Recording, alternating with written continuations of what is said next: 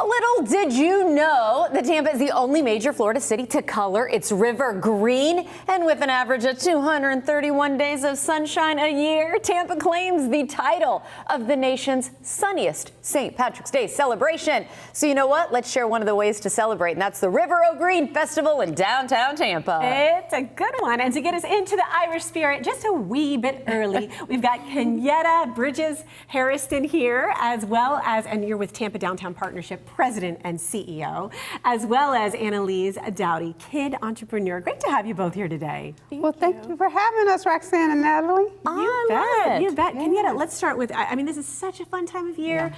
I love the Irish dancing. Of course, we love the river and all kinds of cool stuff happening this year. What's happening, and are there new things to look forward to? Yeah, so I'm happy you asked that. This is the 14th year of River O' Green. So the River O' Green is hosted by the Tampa Downtown Partnership and is brought to you by Grow Financial, and we are just so excited because this is the time that we transform the Hillsborough River to a bright, brilliant shade of Kelly green, draws thousands of residents, thousands of visitors into the downtown core to celebrate. And you have music, like you say, you have dancing, but you ask what's new this year? What's new this year, and I'm so excited, is that we have our kid village this year, our kid market, where we have all of the kidpreneurs here this year, and we have one with us here today, Annalise. Let's talk. I feel that I'm also a kid in this crowd because I knew cinnamon roll, I knew the axolotl. I feel like you and I are on the same wavelength here, except for you have a lot more creativity and talent than I do. Talk to me about your creations, because these are fantastic. Yeah, so in September of 2024, I started to learn to crochet from my great aunt. Aww. And a couple of other friends that helped me with that. And in February of 2025, I started figure skating, and that gets really expensive really fast. Yeah, wow. I can attest. We're parents. Activities. Yep. So this is how I raise money to do that. I love that. Okay, it's one thing to learn how to crochet, but it's a whole other thing to make, you know, a cinnamon roll or to make an axolotl. I mean, how much time do you spend on these? I think the cinnamon roll took me about 2 weeks. Aww.